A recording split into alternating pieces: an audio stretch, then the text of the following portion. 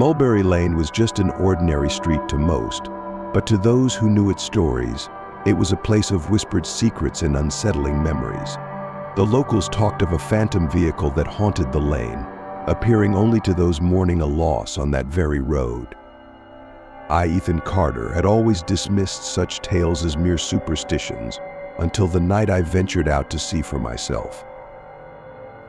The street was bathed in the dim glow of the streetlights, casting long shadows that flickered with every gentle breeze. The night was unusually silent, as if even the crickets sensed the heaviness in the air. My watch ticked closer to midnight, and with each passing minute, a knot of anxiety tightened in my stomach. As the hands of my watch aligned at the top, marking the arrival of midnight, a distant rumbling broke the silence. At first, it was just a low hum, like the growl of an approaching storm. But as it grew louder, the sound morphed into the unmistakable roar of an engine, a sound too potent, too menacing to be anything ordinary.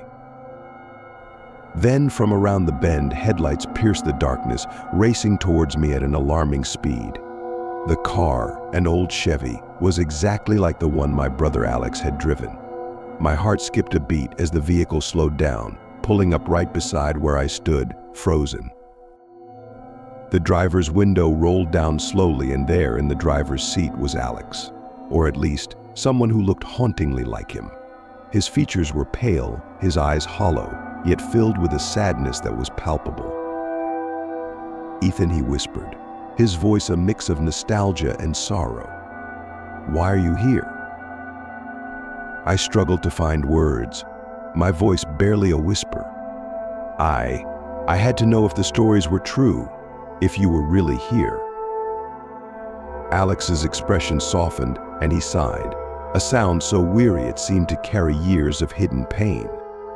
"This place holds too much sorrow, Ethan. It's not just a street, it's a prison for those who can't let go." His words chilled me to the bone. How could he know the weight of my guilt, the burden I carried since the night of his accident? "You need to move on, Ethan. You can't keep living in the past," he continued, the car idling as if waiting for my response. "How can I asked, tears blurring my vision. "Not when I lost you." Alex reached out, his hand passing through the open window but feeling strangely warm when it touched mine. "By forgiving yourself, as I have forgiven you. Live, Ethan, for both of us."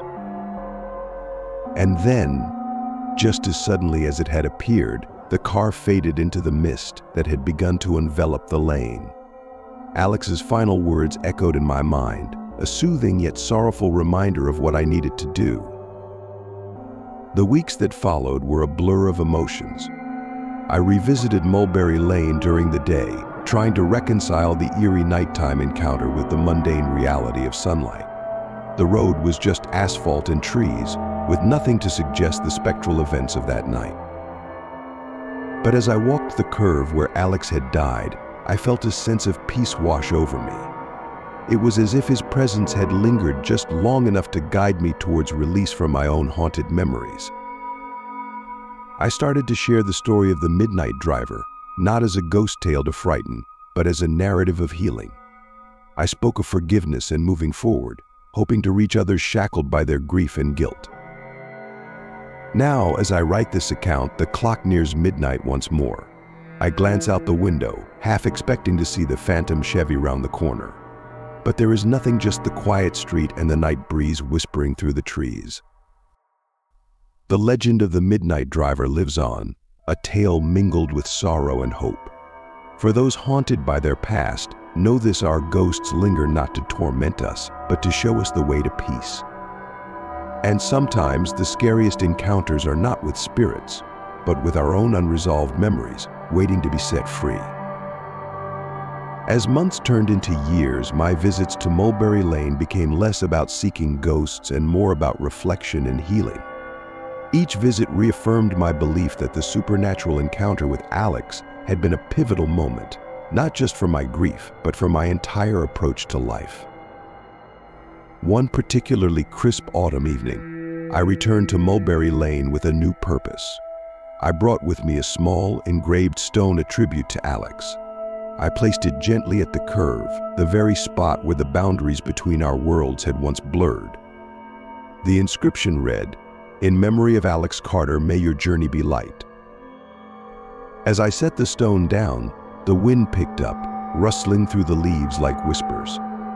For a moment, I could almost hear Alex's voice, a soft chuckle carried on the breeze.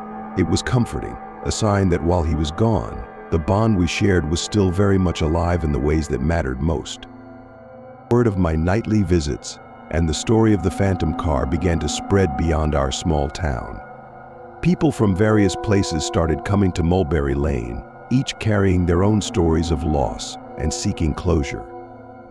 It seemed that the lane had become a symbol of communal healing, a place where one could come to terms with their past. I often shared my story with these visitors, not to scare them, but to offer them a sense of solidarity. Many would leave tokens or notes for their loved ones, turning the spot into a makeshift shrine of remembrance and release. Mulberry Lane, once a place of eerie dread, had transformed into a sanctuary for the bereaved. One evening, as the sun was setting, casting long shadows across the lane, a woman approached me. She introduced herself as Mara, and her eyes held a depth of sorrow that was all too familiar. "My brother told me about this place," she said, her voice trembling slightly. "He said it helped him find peace after our father passed. I'm hoping it can do the same for me." We talked for hours, sharing stories of the loved ones we had lost and the strange comfort we found in this haunted yet hallowed road. Mara's visit reinforced the transformative power of the stories we tell, not only to others but to ourselves. Now, standing once again on Mulberry Lane, I realized the full impact of that eerie night. The phantom encounters, the whispered messages, they were not just hauntings but invitations to heal, to connect with others, and to forgive ourselves. The clock strikes midnight, and the familiar chill of anticipation washes over me. But there is no ghostly car tonight, no spectral vision of Alex. There is only the quiet road, the whispering trees, and a feeling of profound peace. As I look back down the lane, I feel a sense of completion, of cycles coming full circle. I've learned that sometimes the most haunting ghosts are the ones we carry inside us, and the true journey is learning to let them go. The legend of the Midnight Driver lives on, not as a tale of terror, but as a beacon of hope for those wrestling with grief. Mulberry Lane, with its phantom vehicle and whispered goodbyes, remains a testament to the enduring power of memory and the unbreakable bonds of love. As for me, Ethan Carter, I continue to share this story, my brother's legacy, and the lessons learned from that mysterious midnight encounter. For in every shadow that stretches across Mulberry Lane, there is a story waiting to be told, a spirit waiting to be set free, and a heart waiting to be set free, and a heart waiting to heal.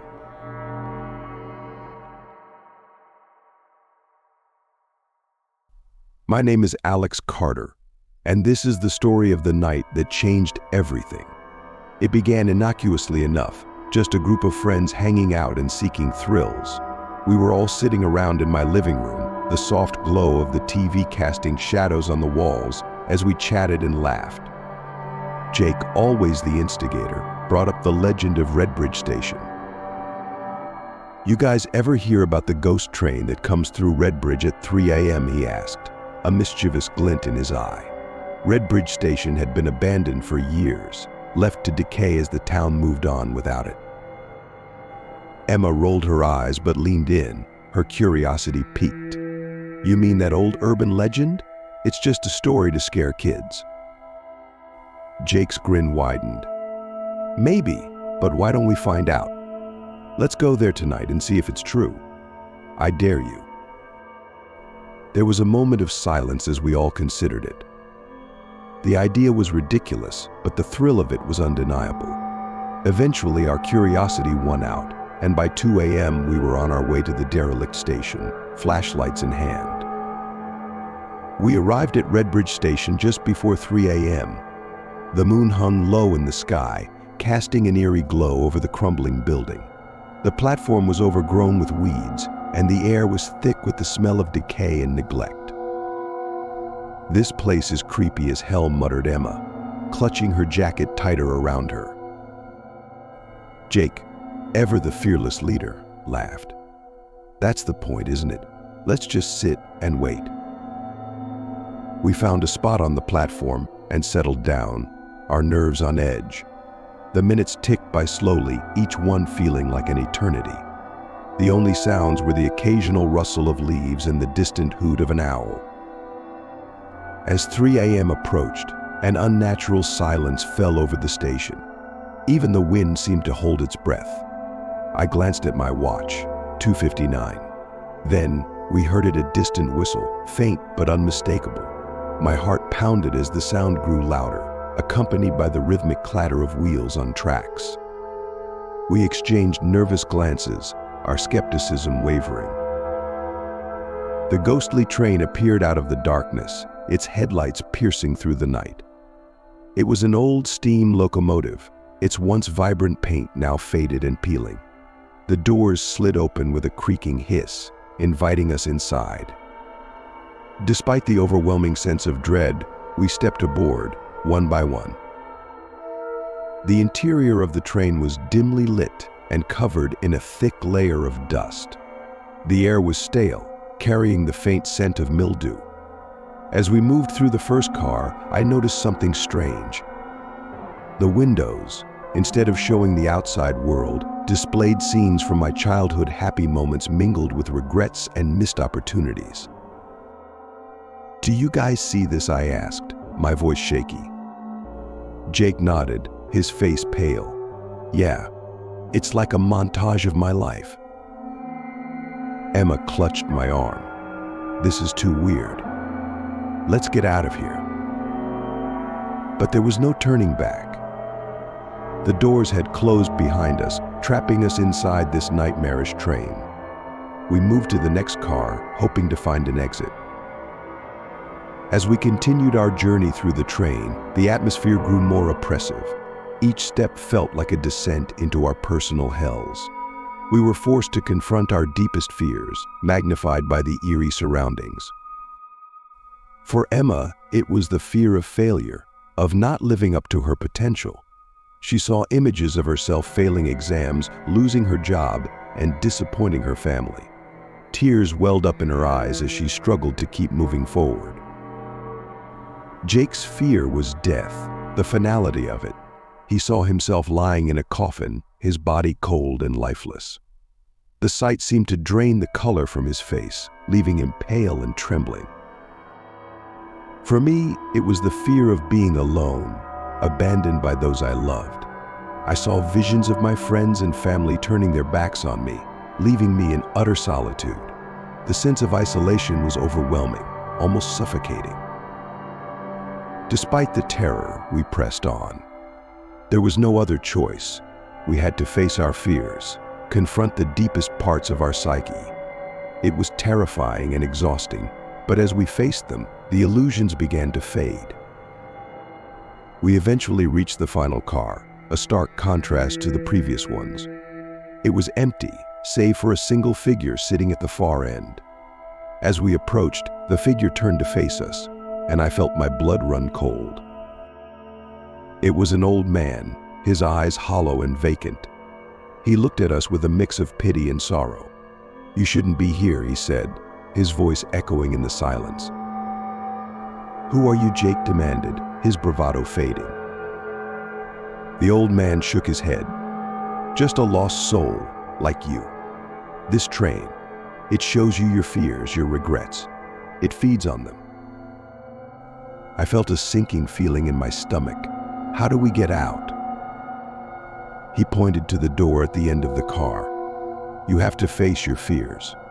Confront them or be trapped here forever." We exchanged determined glances. There was no other choice. We had to face whatever horrors awaited us. We moved to the final car, each step feeling like a step closer to our doom. The final car was a mirror of our worst nightmares. For me, it was the fear of being alone, abandoned by those I loved. For Emma, it was the fear of failure, of not living up to her potential. For Jake, it was the fear of death, the finality of it. We stood there, facing our fears, confronting the deepest parts of our psyche. It was terrifying and exhausting, but as we faced them, the illusions began to fade. The train started to slow down, the oppressive atmosphere lifting. We stumbled off the train, back onto the platform of Redbridge Station. The train vanished into the night, leaving us shaken but alive. We never spoke of that night again. It was an unspoken agreement between us. But we were changed. The experience had left its mark, a constant reminder of the darkness that lurked within us. Redbridge Station was eventually demolished, the land repurposed for a new housing development. But the memory of that night stayed with us, a haunting echo of the past. As for me, I no longer scoff at tales of the supernatural. Some things are beyond explanation, and sometimes it's better not to seek them out. The last train home taught me that lesson well.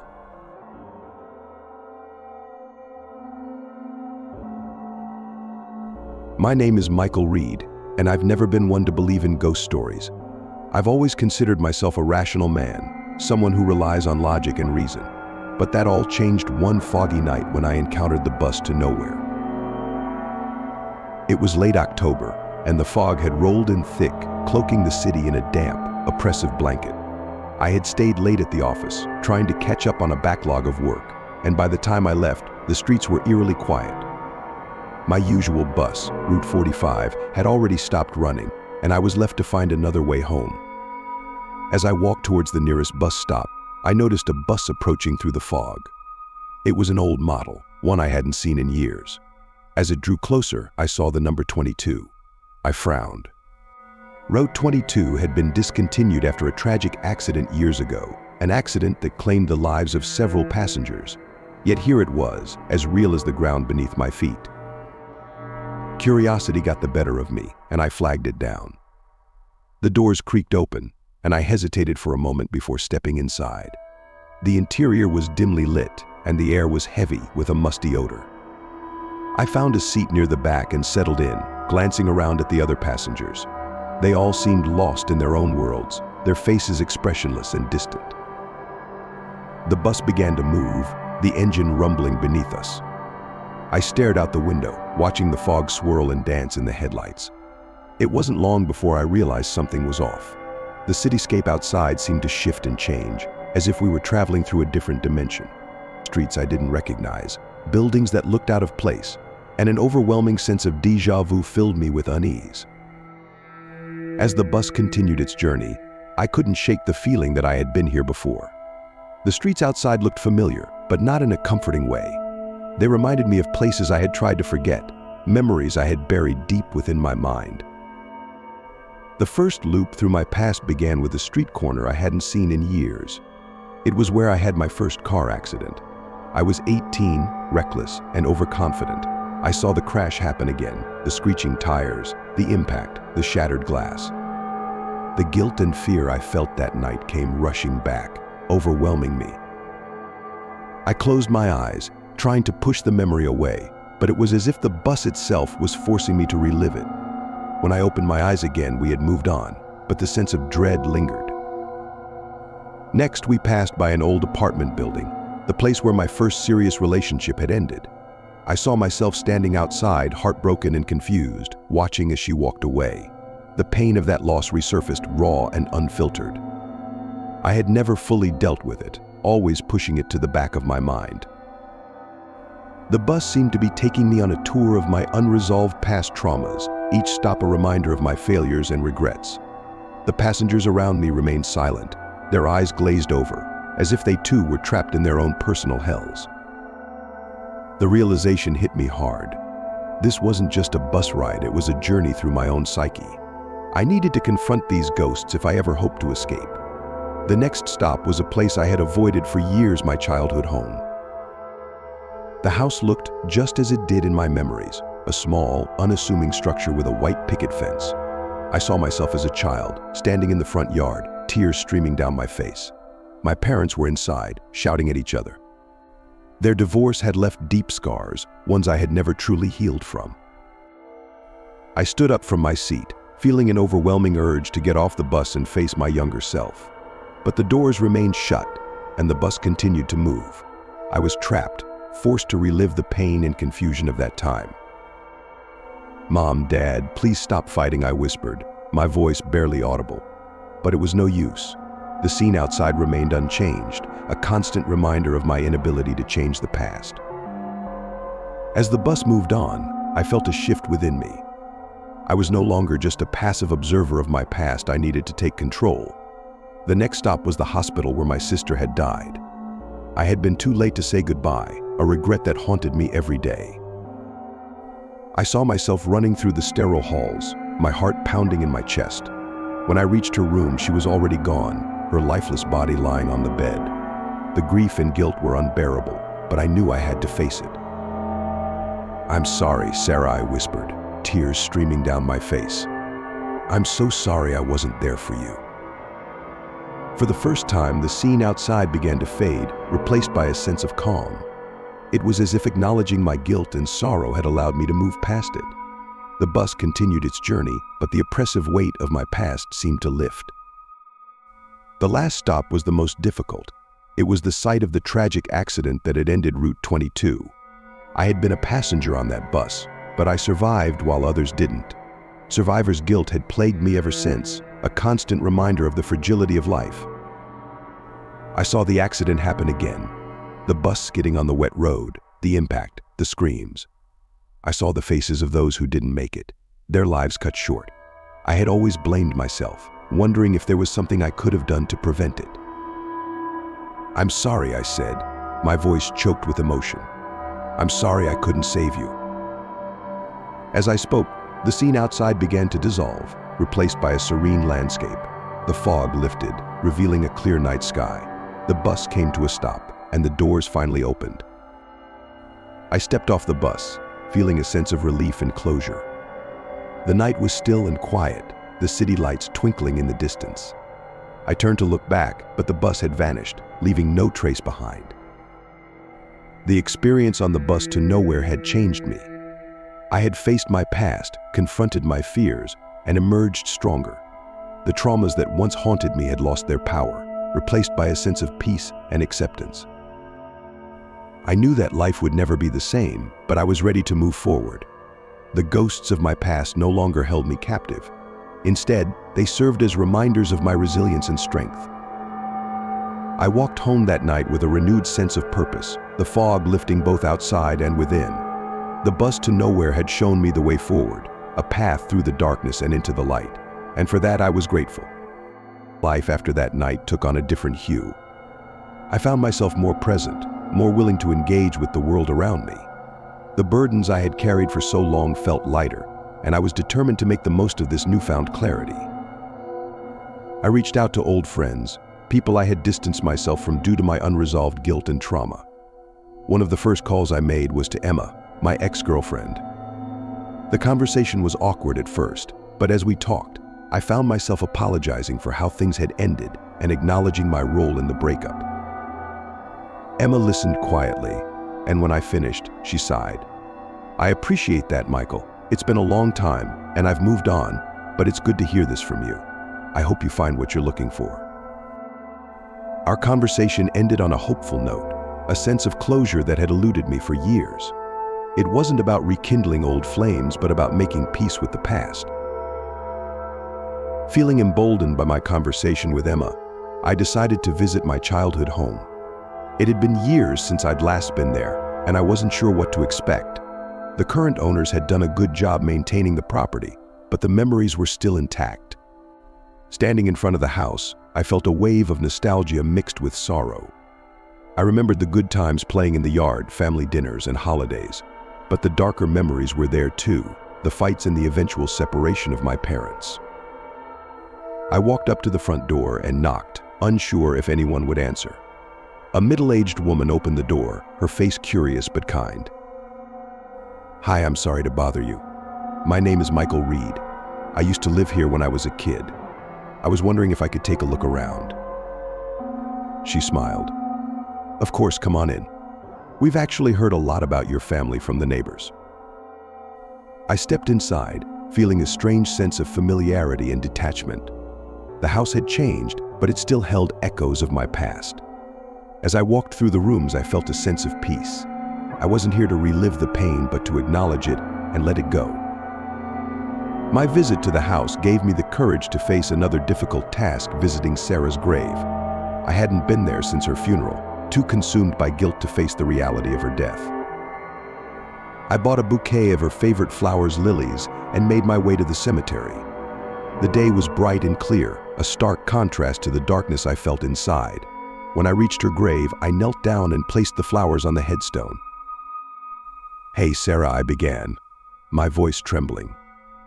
"I'm sorry it took me so long to come back. I've missed you every day. I'm sorry I wasn't there when you needed me. I hope you can forgive me." As I spoke, a sense of calm washed over me. It was as if Sarah was there, listening and understanding. I stayed for a while, talking to her, sharing memories, and finally saying goodbye. Leaving the cemetery, I felt lighter. I had finally allowed myself to grieve and to forgive myself for not being able to save her. With each step I took to confront my past, I found myself opening up to new possibilities. I started therapy, something I had avoided for years.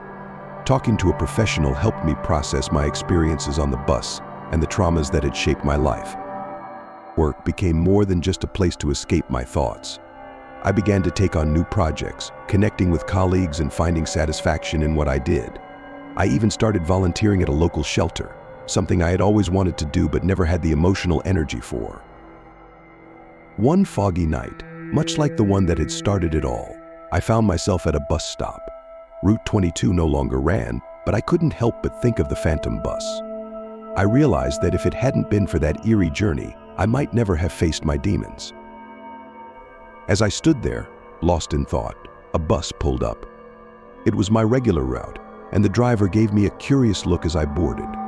I smiled at him, feeling a sense of normalcy that had once seemed impossible.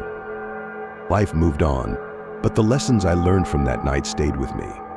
The bus to nowhere had been a terrifying experience, but it had also been a gift. It forced me to confront my past and, in doing so, allowed me to create a future unburdened by unresolved trauma. I started a journal, documenting my journey and the steps I took to heal. It became a source of comfort and a reminder of how far I had come. I also began to share my story with others, hoping it might help those struggling with their own ghosts. Years passed, and I built a life that was both fulfilling and meaningful.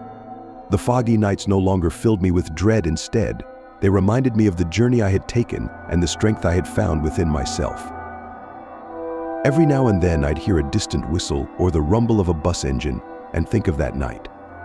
The bus to nowhere was a part of my story, but it no longer defined me. I had faced my ghosts, and in doing so, I found my way home. If you want to see more horror stories, please like the video, share your thoughts, and subscribe to our channel. Stay with us, thank you, and see you in the next videos.